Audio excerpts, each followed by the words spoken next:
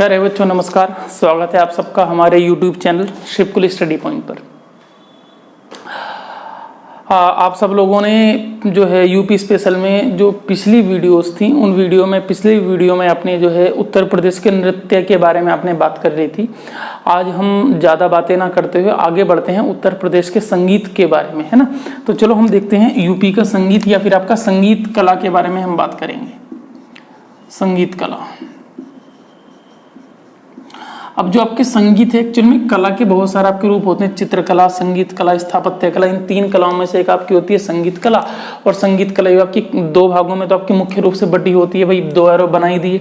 जैसे एक आपका इसमें होता है गायन संगीत जो आप गाते हैं, और एक संगीत आपका होता है वाद्य यंत्र संगीत, बजाने वाले जो आपके यंत्र होते हैं उसको कहोगे आप वाद्य यंत्र संगीत, है ना। अच्छा, अब अगर आप संगीत की बात करेंगे सबसे पहले तो संगीत आपका शुरुआत कहाँ से संगीत की, तो संगीत का जनक आपका शुरुआत आप सब बहुत अच्छे से जानते हैं। हमारे पास 4 वेद या 4 संहिताएं हैं, है ना, जिसमें आपका ऋग्वेद है, आपका यजुर्वेद है, फिर आपका सामवेद है, फिर आपका अथर्ववेद है, या जिसको ऋक् संहिता, साम संहिता, यजु संहिता, अथर्व संहिता कह सकते हैं। इसमें से जो आपका सामवेद है उस सामवेद को संगीत का जनक माना जाता है। सामवेद आपका बहुत बड़ा वेद नहीं है, बहुत प्यारा वेद है। सामवेद में आपका लगभग 1875 ऋचाएं हैं, जिसमें से 1800 ऋचाएं तो लगभग कहीं ना कहीं से आपका थोड़ा उसमें परिवर्तन करके आपकी ऋग्वेद से ली गई हैं। इसलिए ऋग्वेद और सामवेद को पति पत्नी कहा जाता है। पति पत्नी संबंध है ऋग और साम में, तो नॉर्मली आप याद रखेंगे। अच्छा, इसके बाद अगर हम बात करें तो संगीत आपका 2 भागों में बांट सकते हैं आप, गायन संगीत और आपका वाद्य संगीत। इस गायन संगीत में आपकी 2 शैली होती हैं और वाद्य संगीत में भी आपकी 2 शैली होती हैं। भाई एक शैली आपकी इसमें होती है हिंदुस्तानी शैली, हिंदुस्तानी शैली, और दूसरी शैली को आपका कहा जाता है कर्नाटक शैली। कर्नाटक शैली मतलब उत्तर भारतीय शैली को हिंदुस्तानी शैली कहते हैं, दक्षिण भारतीय शैली को कर्नाटक शैली कहते हैं। ऐसे ही यहाँ पर भी आपका 2 पॉइंट्स आपके हो जाएंगे। यहाँ पर वाद्य यंत्र की हिंदुस्तानी शैली, हिंदुस्तानी शैली, और ऐसे ही आपकी दूसरी वाद्य यंत्र की कर्नाटक शैली, कर्नाटक शैली। तो इस प्रकार से हमारा संगीत बटा हुआ है। ठीक, अभी जो आपका संगीत है उसका जिक्र आपका शुरुआत में सामवेद में हुआ। और बच्चे अगर मैं संगीत की बात करूं तो संगीत में आप सब लोग बहुत अच्छे से जानते हैं आपके 7 स्वर होते हैं, है ना। और संगीत में स्वर या सुर एक ही बात होती है। तो संगीत में आपके मूल रूप से 7 सुर होते हैं। चलो मैं इसको खत्म कर देता हूँ, मैं जरा सुर के बारे में आपका चर्चा करता हूँ कि हमारे 7 सुर कौन कौन से होते हैं। आपने सबने पढ़ा होगा आपके संगीत का आपके सुर होते हैं सा रे गा मा पा धा नी, ये आपके 7 सुर होते हैं। इन सुरों के बारे में हम बात करेंगे आपके कौन कौन से होते हैं। चलो जी, तो आपके जो 7 सुर हैं कौन कौन से आपके हैं 7 सुर। देखो इसमें आपका पहला होता है सा, रे, गा, मा, पा, ध और नी। एक्चुअल में तो आपका ये सारे गे में पे धे ने होते हैं, है ना, नी तो होते तो एक्चुअल में आपके ये हैं। लेकिन फिर भी अब हम जो कि नॉर्मल रूप से सारे गामा पाधा नहीं बोलते, मैंने उसी तरीके से लिख दिए। अब ये होते हैं, ये एक्चुअल में आपके पूर्ण रूप नहीं है, इनका अपना कुछ पूर्ण रूप होता है। जैसे मैं सा की बात करूं तो सा आपका षडज से मिलकर के बना है, ठीक। और ऐसा माना जाता है कि ये आपका मोर पिकॉक की ध्वनि से आपका निकला हुआ माना जाता है 7 स्वर। फिर मैं ऐसे आपके रे की बात करूंगा तो रे आपका ऋषभ से मिलकर के बना है, इसकी फुल फॉर्म आपकी ऋषभ होती है। और जो कि आपका माना जाता है आपका गाय से, कि गाय के जैसे गाय बोलती है उसी प्रकार से आपका होता है। भाई ये आप कैसे माने गए हैं। भाई अगर मैं बात करूं गा की तो गा को आपका गांधार कहा जाता है। और बच्चे जो आपका गांधार है ये माना जाता है आपका, ये आपका बकरी से निकला हुआ है।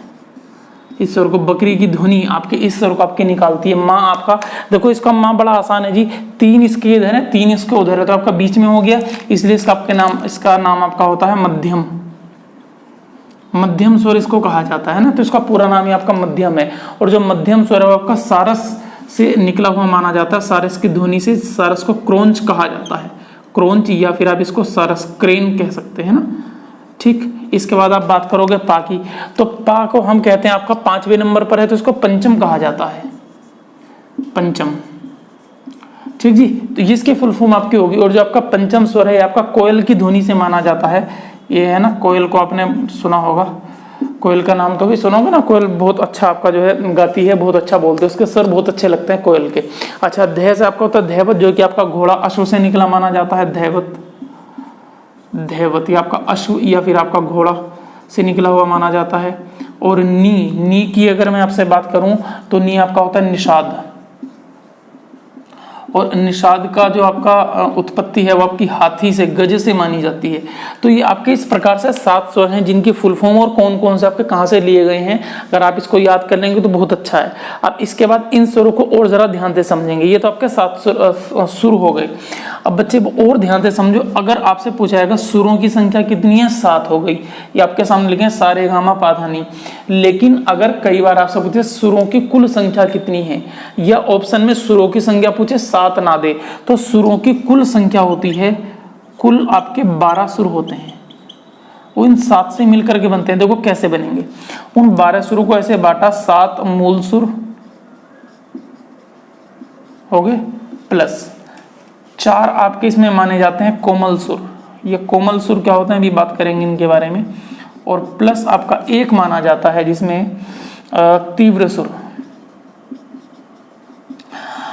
मतलब क्या है कोमल सुर। और देखो 7 4 11 12, ये 12 आपके कैसे होते हैं, इसका आपका सीधा सा आपका मतलब ये है कि जब आप किसी सुर को लगा रहे हैं, रियाज कर रहे हैं, बोल रहे हैं, तो उस समय अगर आपका पिच, आपका तारत्व, आपका साउंड उस सुर से ऊंचा उठेगा तो वो आपका सुर तीव्र हो जाएगा। और सुर अगर आपका उससे नीचा रहेगा तो आपका कोमल हो जाएगा। तो कोमल सुर जो आपके लिए गए हैं वो आपके 4 हैं, जिनमें से आपके कौन कौन से होते हैं, आपका रे होता है ना। रे के अलावा आपका होता है गा, धा या ध और नी। तो ये आपके कोमल सुर माने गए हैं। और आपका जबकि पे को या आपको पा को माना गया है कौन सा आपका जो है तीव्र सुर। तो इस प्रकार से इनकी संख्या आपकी 12 भी हो जाती है। तो ध्यान रखेंगे, जैसे आपसे प्रश्न पूछा जाएगा वैसे ही आप उसका उत्तर देंगे। अब इसके अलावा और अब जरा आप इसमें बात देखें। अभी जो 2 आपके सुर हैं आपके सा और पा, है ना। अगर मैं इन सुरों की और बात करूं, 7 सुरों की, तो आप इसके बारे में ध्यान से समझ सकते हैं। जो आपके 7 सुर हैं इसको हम 2 भागों में और इसको डिवाइड कर लेते हैं। एक तो हम ये मानते हैं कि इसमें आपके स्थिर स्वर कौन से हैं, या फिर शुद्ध सुर, है ना। और इसके अलावा आप मान लेते हो इसमें आपका अस्थिर सुर, उसे अशुद्ध नहीं होगा, अस्थिर। तो भाई आपके जो स्थिर सुर हैं वो आपके 2 होते हैं। एक तो सा होता है और एक आपका पे होता है। और इसके अलावा जो आपके अस्थिर सुर हैं वो आपके अन्य 5 होते हैं।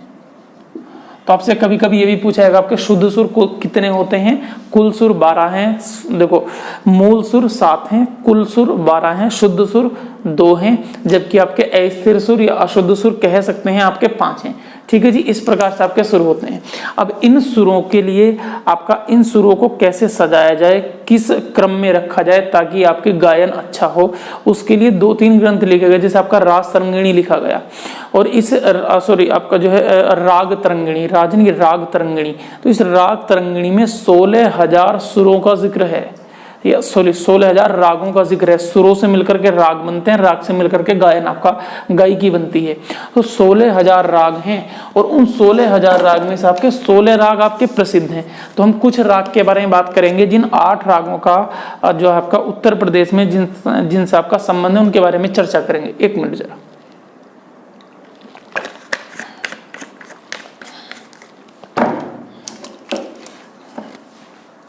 तो मैं अगर उत्तर प्रदेश के राग के बारे में आपसे चर्चा करूं, अच्छा एक ग्रंथ तो होगा, एक ग्रंथ आपका नाट्य शास्त्र जो कि भरत मुनि ने लिखा है।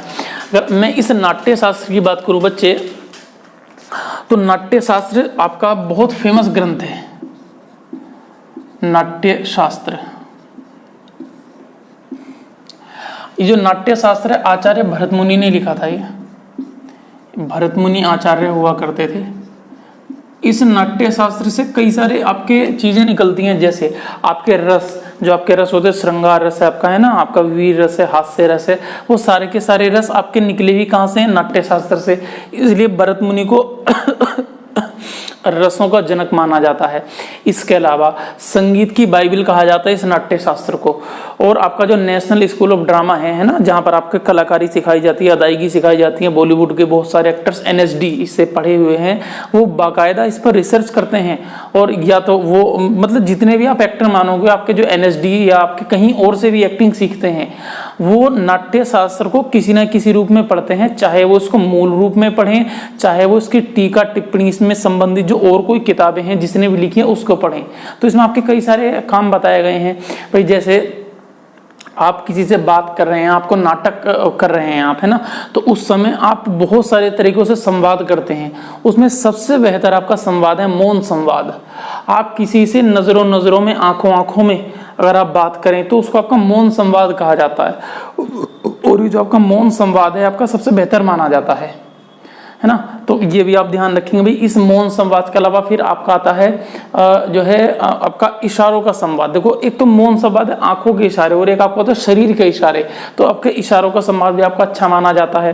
फिर आपका जो है आपके होठों से संवाद आपके होते हैं। तो संवाद आपके कई तरीके हैं, मतलब बोलचाल या आपका नाट्य आपका कई तरीके का है, तो है ना। और इसीलिए शायद बहुत सारे ऐसे आपके राइटर्स हैं जो आपके लिखते हैं, तो वो ध्यान रखते हैं कि आपकी जो गजल है या जो आपका नज्म है या जो आपका टप्पा, ख्याल, खुमार जो गायकी होती है, इसको किस तरीके से लिया जाए। अभी चर्चा करेंगे।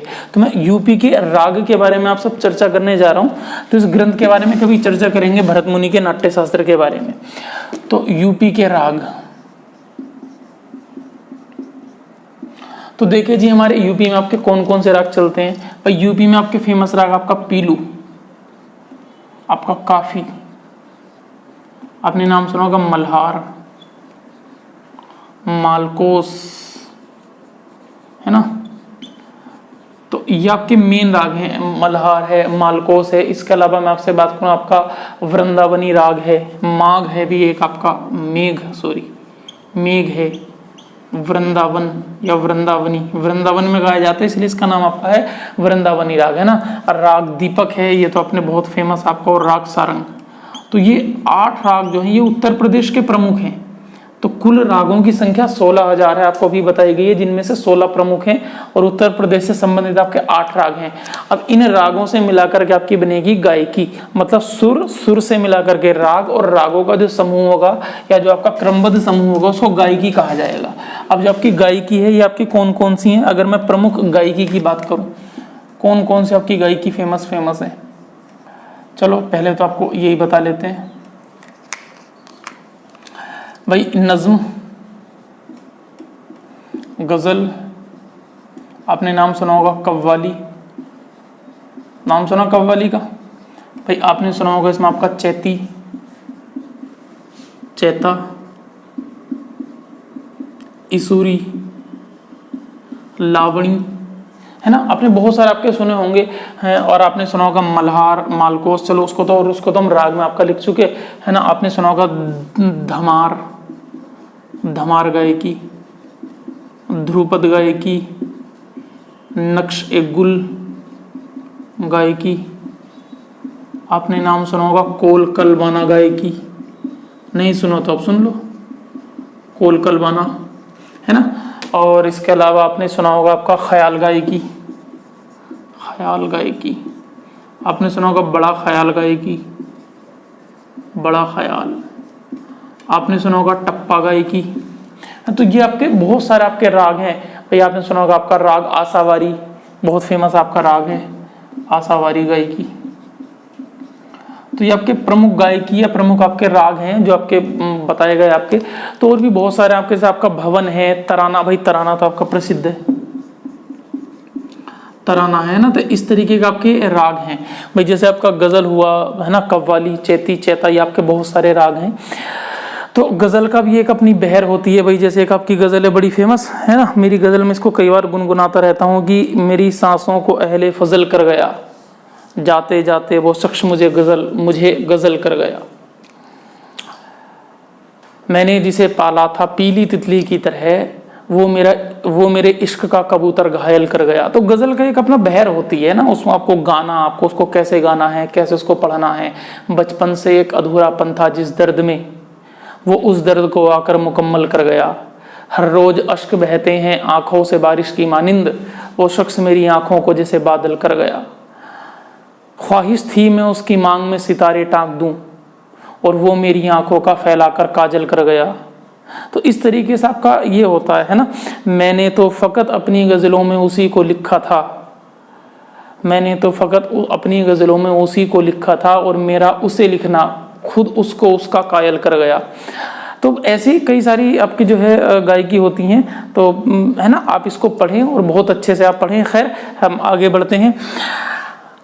वो आकर बदला था जिसने एक रोज मुझे, वो जाते जाते भी बदल कर गया। ये पूरी गजल गा दी मैंने तुम्हारे सामने धीरे धीरे, है ना। अब इसकी 7-8 लाइनें रह गई, लेकिन कुछ लाइन से मैंने तुम्हें सुनाई इसकी। चलो खैर, ये आपका प्रमुख गायकी हो गई।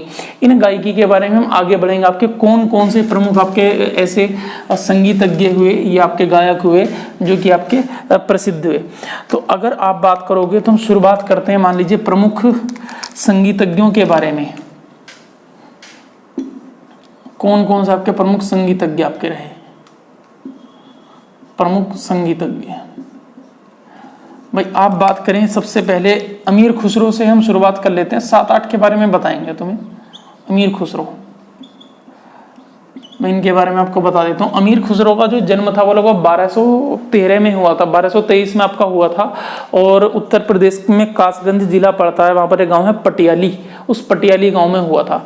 और जो अमीर खुसरो थे, ये बचपन से 11-12 साल की उम्र से कविताएं करना शुरू कर दी थी इन्होंने, गजलें लिखना या लेखन कार्य शुरू कर दिया था। और इनके गुरु का नाम था निजामुद्दीन औलिया। और कहा तो ऐसा जाता है जिस दिन निजामुद्दीन औलिया की मृत्यु होगी अगले दिन ही इनकी मृत्यु हो गई थी। कई सारी कहानियां इनके बारे में प्रचलित हैं। कहते हैं इन्होंने आपका लगभग 9 या 10 सुल्तानों का समय देखा दिल्ली सल्तनत पर। उस समय दिल्ली सल्तनत की शुरुआत हुई थी 1206 से, है ना। 1206 से 1526 दिल्ली सल्तनत चलती है। तो उस समय आपका लगभग ये रहे। और इन्होंने अपना जो कार्यकाल था वो बलबन के समय से शुरू किया था। बलबन का पुत्र था, वे बलबन के पुत्र के गुरु सबसे शुरुआत में रहे थे। उसके बाद धीरे धीरे इनकी प्रसिद्धि बढ़ती रही।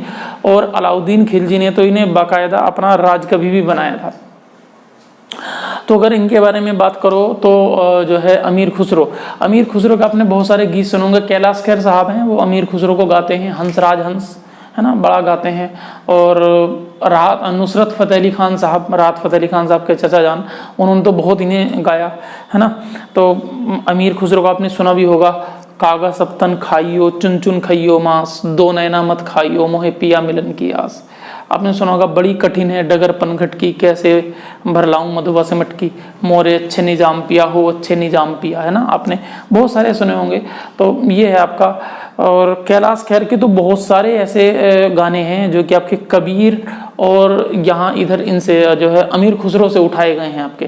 तो आप अमीर खुसरो को नेट पर सर्च करें, पढ़ें, बढ़िया एक अपने जो है आपको एहसास होगा। एक बड़े अच्छे राइटर थे भाई। गुलजार साहब ने एक आपका गाना लिखला, जिहाल मस्ती मकुन बरंजिस बहाल हिजरा बेचारा दिल है, सुनाई देती है जिसकी धड़कन तुम्हारा दिल है, तुम्हारा दिल की हमारा दिल है, वो आके पहलू में ऐसे बैठे कि शाम रंगीन हो गई है। तो ये जो आपका विचार है, ये जो शब्द हैं, इन शब्दों की शुरुआत अगर आप देखो, बहाल हिजरा जिहाल मस्ती मकुन बरंजिश बहाल हिजरा बेचारा दिल है। तो ये शुरुआत भी आपकी ऐसी शुरुआत ही आपकी अमीर खुसरो ने की थी, जिहाल मस्ती मकुन बरंजिश, है ना। तो इसी तरीके की शुरुआत आपके अमीर खुसरो करते हैं। किसी दिन आपको सुनाया जाएगा, भी बड़ा लंबा लेक्चर हो जाएगा। जब हिंदी साहित्य में अमीर खुसरो को पढ़ेंगे तो इनकी 20-25 ऐसी फेमस गज़लें हैं, या फिर कुछ इनके राग हैं, कुछ आपके दोहे टाइप हैं, मुकरियाँ हैं, छंद लिखे इन्होंने, आपके कुछ पहेलियाँ लिखी, दो सुखने कह सकते हैं, 2 सुखने लिखे। सुखन कहते हैं आपका, एक गज़ल को गज़ल लिखना है, सुखन कहलाता है। तो बहुत सारे आपके इन्होंने लिखे। खैर, इस बातों को छोड़ते हुए हम इनके संगीत के बारे में बात करते हैं। तो जो अमीर खुसरो थे वे भटक जाते हैं खुसरो के बारे में पढ़ाने में। खुसरो बड़े अच्छे व्यक्ति हुआ करते थे। तो खुसरो ने क्या किया, इन्होंने ईरानी और पारसी दोनों शैली के संगीत को मिक्स किया। तो ये ध्यान रखेंगे। अच्छा, सबसे पहले इनको हिंदी में खड़ी बोली का जनक माना जाता है। खड़ी बोली हिंदी का जनक।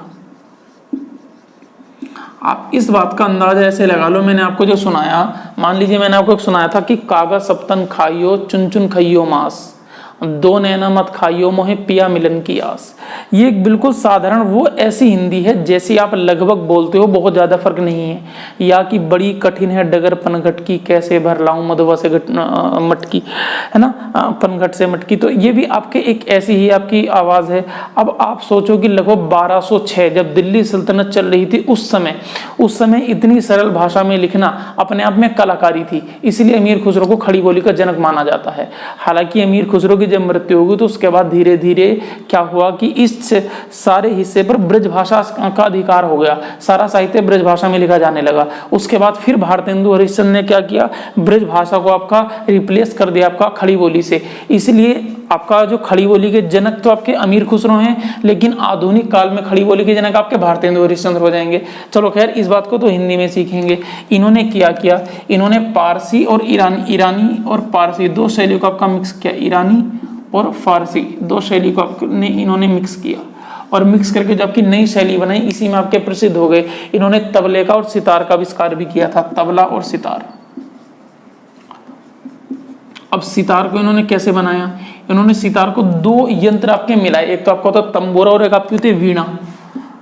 तंबूरा और वीणा, वीणा को सबसे प्राचीन ग्रंथ माना जाता है, सॉरी ग्रंथ नहीं, आपका वाद्य यंत्र माना जाता है ना, सरस्वती माता के हाथों में भी है। तो सितार को तंबूरा वीणा से मिलकर बनाया गया। सितार को इसलिए आपका त्रितंत्र वीणा कहा जाता है, तीन तंत्रों की वीणा। तो ये भी आप ध्यान रखेंगे। इसके अलावा अगर आप राग की बात करो तो इन्होंने आपके कौन से राग, जैसे राग तराना, तराना राग अमीर खुसरो की ही देन है। भाई मैं आपसे और बात करना चाहूँ, आपका कव्वाली अमीर खुसरो की देन है, कव्वाली। अभी आपने थोड़ी देर बाद आपका लिखा था नक्श ए गुल, ये अमीर खुसरो की ही देन है। ये आपने अभी नाम लिखा था कोल कलवाना, कोल कलबाना, तो ये भी आपका अमीर खुसरो की ही देन है। ख्याल गायकी अमीर खुसरो की देन है, जबकि बड़ा ख्याल गायकी अमीर खुसरो की देन नहीं है, ख्याल गायकी है आपका अमीर खुसरो की देन। तो आप ये ध्यान रखेंगे अमीर खुसरो के बारे में। इनके गुरु का नाम आपको बताया जा चुका, आप ध्यान रखेंगे। निजामुद्दीन औलिया हुआ करता था, प्रसिद्ध संत हुआ करते थे निजामुद्दीन औलिया, है ना। और इतिहास में भी इनका जिक्र पढ़ेंगे, निजामुद्दीन औलिया, है ना। हुनूज दिल्ली दूरस्थ है, हुजूर दिल्ली अभी दूर है, जिसके बारे में भी चर्चा की जाएगी। अच्छा, और अगर अमीर खुसरो के बारे में बात करो तो अमीर खुसरो एक सूफी संत टाइप ये हुआ करते थे लगभग, और इसलिए इनकी जो आपकी गायकी है ना आपकी सूफी गायकियों में आती है। चलो खैर, इसके बाद हम बात करेंगे नंबर 2 पर अमीर खुसरो के बाद बल्लभाचार्य की, सूरदास के गुरु बल्लभाचार्य। बल्लभाचार्य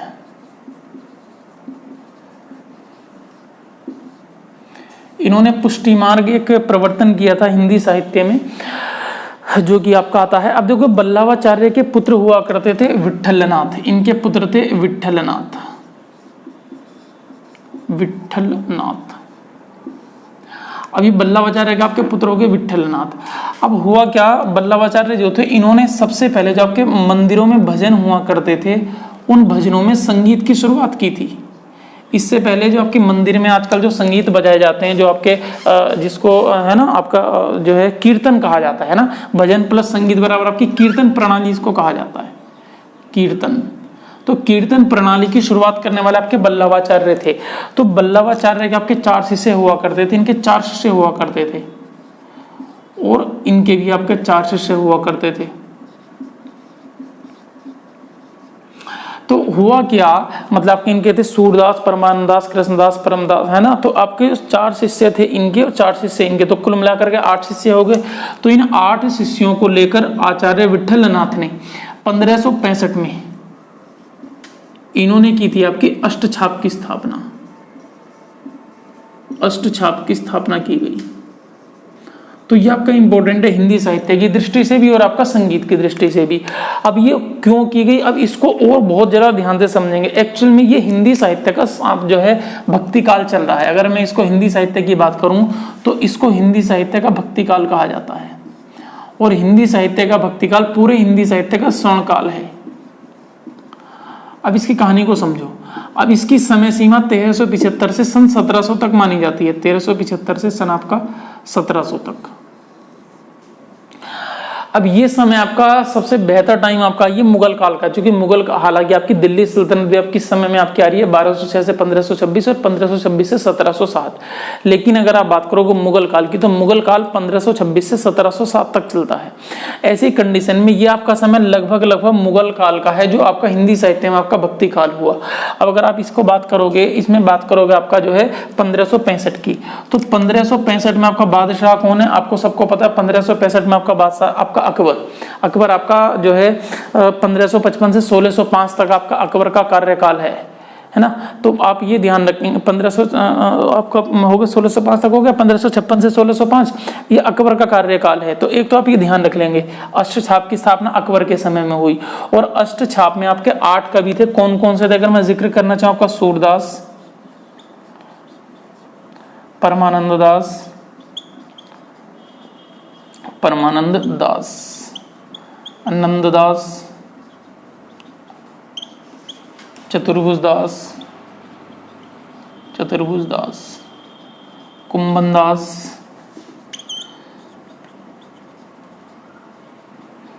गोविंद स्वामी, छीत स्वामी, गोविंद स्वामी, छीत स्वामी। ठीक जी, तो ये आपके थे, ये आपके 8 का भी आपके थे, 8 साथ में भी ना सूरदास, परमानंद दास, कृष्णदास आपके रह गए, कृष्णदास। तो ये 8 कवि थे, आप इन ध्यान रखेंगे। अष्टछाप के 8 कवि बहुत आपके पूछे जाते हैं। अब इन 8 कवियों को जरा ध्यान से समझेंगे, 8 कवियों की स्थापना ही अष्टछाप ही क्यों बनाया गया। तो इसका कारण ये था, दरअसल जब ये कृष्ण भगवान की भक्ति किया करते थे, और ये आपका खासकर से कृष्ण भक्ति शाखा के आपके कवि रहे आपके अधिकांश, तो जब आपके कृष्ण भक्ति के आपके कवि थे तो भगवान कृष्ण की भक्ति किया करते थे वृंदावन में। तो आपकी कृष्ण की भक्ति चल रही है, तो ये भक्ति आपके पूरे दिन होती थी, क्योंकि एक दिन में 8 पहर होते हैं। तो 8 पहर के हिसाब से 8 कवियों को निश्चित किया गया, और एक कवि 3-3 घंटे आपका भजन किया करता था, इसलिए इसको अष्टछाप की स्थापना की गई। तो आप ध्यान रखेंगे अष्टछाप में सूरदास हैं, परमानंद दास, नंददास, चतुर्भुज दास, कुंभन दास, कृष्णदास और गोविंद स्वामी और छीत स्वामी, ये 8 कवि हैं, जिनमें से 8 में से आपके 4 शिष्य बल्लभाचार्य के हैं, 4 शिष्य उनके पुत्र विठलनाथ के हैं। और बल्लभाचार्य ने आपके पुष्टि मार्ग की स्थापना की थी। और जब सूरदास की मृत्यु हो गई, जो कि आपके जन्मांध थे, सूरदास जन्म से अंधे थे, ऐसी उक्तियां हैं।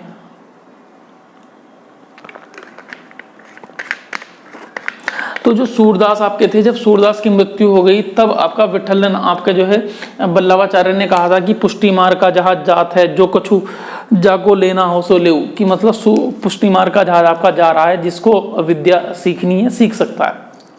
तो आप ध्यान रखेंगे आप। इसके अलावा अगर मैं आपसे बात करना चाहूँ संगीत के बारे में, और कौन से संगीतज्ञ के बारे में आप पढ़ सकते हैं अच्छे से, तो आप पढ़ सकते हैं बच्चे हरिदास के बारे में। स्वामी हरिदास बहुत फेमस आपके रहे, ये भी अकबर के समय के थे। तानसेन के गुरु आप ऐसे याद कर लें। और इनके भी 8 शिष्य हुआ करते थे स्वामी हरिदास के। और ऐसा कहा जाता है स्वामी हरिदास को तो बांके बिहारी ने, भगवान श्री कृष्ण ने दर्शन भी दिए थे आपके 1567 के आसपास में, और तभी से आपके बहुत प्रसिद्ध हो गए थे। और इन्होंने बहुत बड़े बड़े आपके जो है राग संगीतज्ञ, इनकी भक्ति एक आपकी हाई लेवल की भक्ति हुआ करती थी वास्तव में, है ना। तो आपके एक सच्चे भक्त कह सकते हो आपके जो स्वामी हरिदास थे। इन हरिदास का आपके 8 शिष्य हुआ करते थे भाई, जिसमें अब मैं बात करूं, अच्छा इनका जो जन्म है अलीगढ़ में हुआ था, और अलीगढ़ में जिस गांव में हुआ था उस गांव का नाम ही हरिदासपुर रख दिया गया इन्हीं के नाम पर, है ना। तो इनके 8 शिष्य रहे जो आपके बहुत फेमस रहे भाई। जैसे आपने नाम सुना होगा तानसेन, नाम सुना है सबने, आपने नाम सुना होगा बैजू बावरा, बैजू बावरा, आपने नाम सुना होगा गोपाल, आपने नाम सुना होगा और रामदास। मेरा आइडिया में आपने पहले 2 नाम सुनोगे, और पहला वाला नाम तो आपने सबने सुना होगा, बाकी शायद आपका इनसे तारुफ आपका ना हो। चलो मैं आपको बताता हूँ, आपका मदन राय थे, है ना, मदन राय एक आपके इनके शिष्य हुआ करते थे। मदन राय के अलावा आपके इनके शिष्य हुआ करते थे रामदास, रामदास आपके हो गए। दिवाकर एक इनके आपके शिष्य हुआ करते थे, दिवाकर। दिवाकर के अलावा अगर मैं आपसे बात करना चाहूँ, इनके शिष्यों में आपके सोमनाथ थे और शोरसेन थे। सोमनाथ भी इनके शिष्य थे, एक इनके शिष्य थे शोरसेन, है ना। आप ये ध्यान रखेंगे, आपके इनके ये आपके फेमस जो आपके शिष्य हुआ करते थे, और इन शिष्यों के बारे में अगर बात करना चाहें हम तो जिनमें से सबसे प्रमुख आपके तानसेन थे, और तानसेन को इन्होंने राग दीपक में पारंगत किया था। तो राग दीपक की कहानी पता ही है, जब आपके तानसेन गाते तो आपके दीपक जल जाया करते थे। ऐसी बैजू बावरा को उन्होंने राग मेघ में पारंगत किया, जब ये गाते थे तो आपकी बारिश हो जाती थी। इनके स्वरों की ध्वनि का जो आपका पिच थी इतनी हाई हो जाती थी कि बादल बरस जाते थे। ऐसे इनको इन्होंने मालकोस और राग मालकोस में आपका प्रसिद्ध किया। इन तीनों को इन्होंने तीन चीजों में एक एक चीज में प्रसिद्धि दी थी। बाकी प्रसिद्ध तो थे लेकिन इतने बहुत ज्यादा प्रसिद्ध आपके नहीं रहे, इसी वजह से आप पहले दो के या तीन के नाम आप अधिकांश सुनते हैं। अच्छा, इसके अलावा अगर आप खुद इनकी बात करो स्वामी हरिदास जी की, तो अकबर साहब इनसे मिलने भी, अकबर साहब ने इन्हें कई बार अपने दरबार में बुलाने का प्रयत्न किया, लेकिन ये बिल्कुल नहीं आए और अकबर को इनसे मिलने इनकी कुटिया में ही जाना पड़ा था वेश बदलकर। ऐसी कहानियां भी हैं और प्रमाण भी हैं, तानसेन इस बात के बिल्कुल सीधे जीते जागते प्रमाण हैं। अच्छा, ये अपने आप में गोबरहार शैली थी इनके गाने की। तो तानसेन जो आपके स्वामी हरिदास थे आपके गोबरहार शैली में गाया करते थे, आप इसको याद रख सकते हैं। इसके अलावा मैं अगर आपसे बात करना चाहूँ, आपके विठलनाथ आपके हो गए, आपके सुरानंद आपके हुआ करते थे संगीतज्ञ प्रसिद्ध सुरानंद।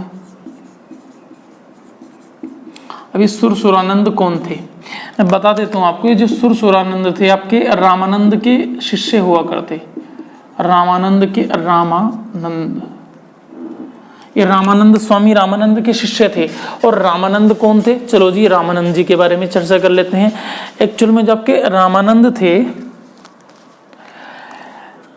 ये कबीर के गुरु थे, ये समझ लो। तो सुरानंद आपके कबीर के गुरु भाई हो गए, है ना। तो इनके रामानंद जी के 12 शिष्य हुआ करते थे, है ना। सुरानंद था, कबीर थे, पीपा, सेना, धन्ना, है ना। इस तरीके का आपके इनके 12 शिष्य हुआ करते थे। ये भी आपका दरअसल ये हिंदी साहित्य का टॉपिक ज्यादा है, तो वहां पर इसके बारे में उनके बारे में और ज्यादा चर्चा की जाएगी।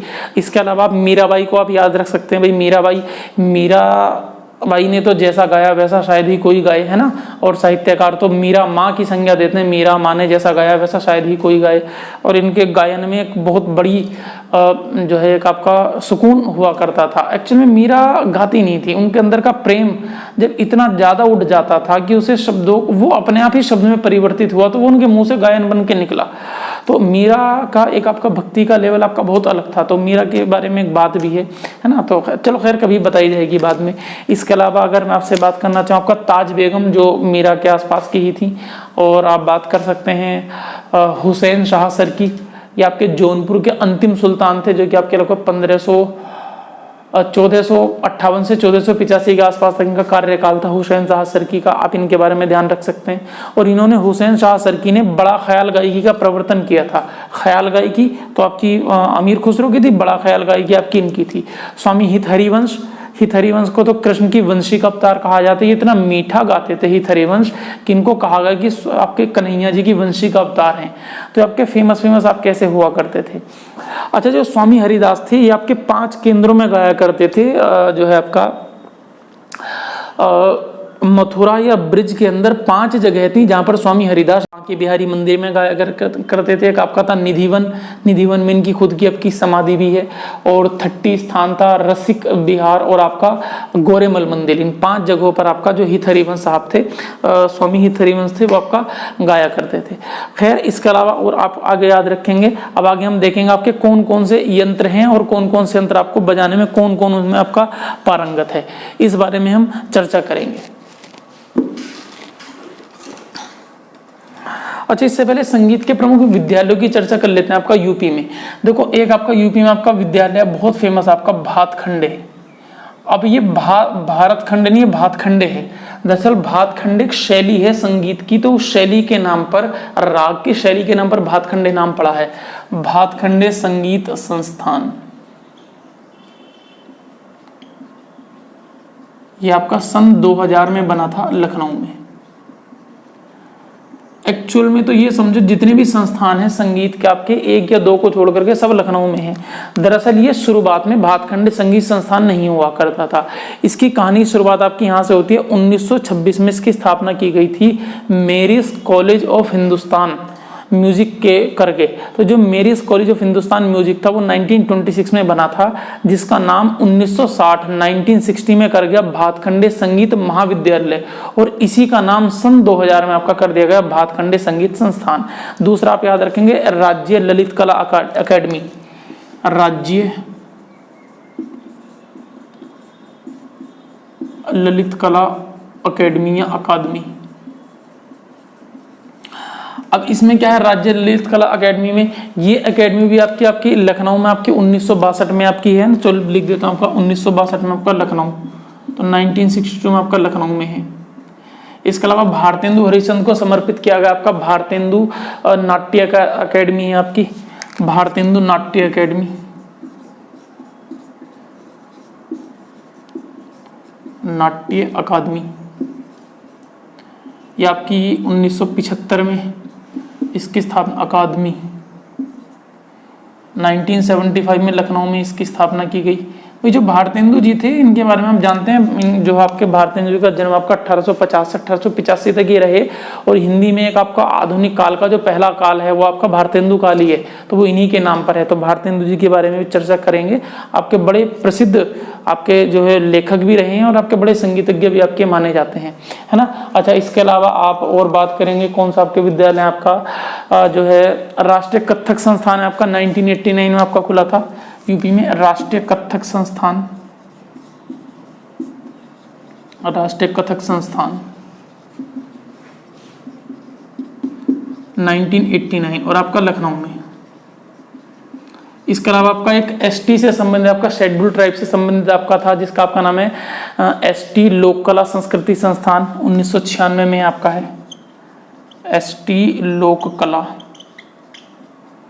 संस्कृति संस्थान 1989। ये आपका लखनऊ में आपका खुला था, है ना। इसको भी आपका एसटी संस्थान आपका 1996 में आपका खुला था। इसके अलावा अगर मैं आपसे बात करना चाहूँ, और आपका है जो है यूपी नाट्य अकेडमी है, उत्तर प्रदेश के नाम से नाट्य अकेडमी 1963 में आपकी खुली थी। चलो लिख देते हैं आपकी उत्तर प्रदेश नाट्य अकेडमी, यूपी नाट्य अकादमी, है ना। तो ये आपकी लखनऊ में आपकी खुली थी। तो ये आपके फेमस आपके संस्थान है। इसके अलावा अगर आप और याद रखना चाहें तो जो है आप याद रख सकते हैं आपके भारत कला भवन संग्रहालय है आपका, वाराणसी में खुला था आपका। ये आपका वाराणसी में आपका 1920 में इसकी स्थापना हुई थी। इसी साथ में आपकी सबसे पहले, अगर आप सबसे ऊपर लिख लें उसको, है ना, उसका आपका नाम है भारत कला भवन संग्रहालय, आपका वाराणसी में आपका खुला था। तो ये प्रमुख आपके संग्रहालय हैं। चलो खैर, आज की क्लास आपकी ठीक ठाक आपकी लंबी हो गई, है ना। तो यूपी का जो संगीत है, इस संगीत को फिलहाल यहीं पॉज करते हैं, और जो आपका अगला लेक्चर होगा आपका जल्दी डाला जाएगा, तो उसमें हम चर्चा करेंगे जो उत्तर प्रदेश का संगीत है, इस संगीत में आपके कौन कौन से यंत्र हैं, किस यंत्र को बजाने के लिए कौन से व्यक्ति प्रमुख है, और साथ ही साथ ये भी चर्चा करेंगे कि संगीत के कुछ प्रमुख घराने हैं, जैसे आपका अजराड़ा घराना है ना, जैसे आपका अतरौली घराना है, मुजफ्फरनगर का किराना घराना है, भिंडी बाजार घराना है, लखनऊ घराना, बनारस घराना, आगरा घराना, फतेहपुर सीकरी घराना। इनके बारे में चर्चा करेंगे कि कौन सा घराना क्यों प्रसिद्ध है, स्थापना किसने की, उसके प्रमुख आपके प्रमुख जो है व्यक्ति या संगीतज्ञ कौन रहे, है ना। तो खैर इसके बारे में चर्चा करेंगे। तब तक के लिए आप अपना ख्याल रखें और लगातार इसको पढ़ते रहें जो आपको यूपी स्पेशल में कराया जा रहा है। आप ये ध्यान रखें, कोशिश यही है कि आपका सवाल बिल्कुल भी बाहर ना जाए, है ना। तो आप अगर प्रीवियस ईयर टैली करेंगे, आप घटना चक्र निकालेंगे, यूथ कंपटीशन आप निकालेंगे, तो आपको शायद ये फील होगा कि चीज़ें आपकी लगभग जितनी हैं, आपकी सब चीज़ों का आपका एक मिक्स पॉइंट है, आपका जो है ना, सारी चीज़ों का आपका एक सार निचोड़ आपको कराया जा रहा है। तो आप ध्यान रखें, अपना भी ध्यान रखें और साथ साथ अपनी पढ़ाई का भी ध्यान रखें। तब तक के लिए नमस्कार, जय हिंद। मिलते हैं अगले लेक्चर में बहुत जल्द। धन्यवाद।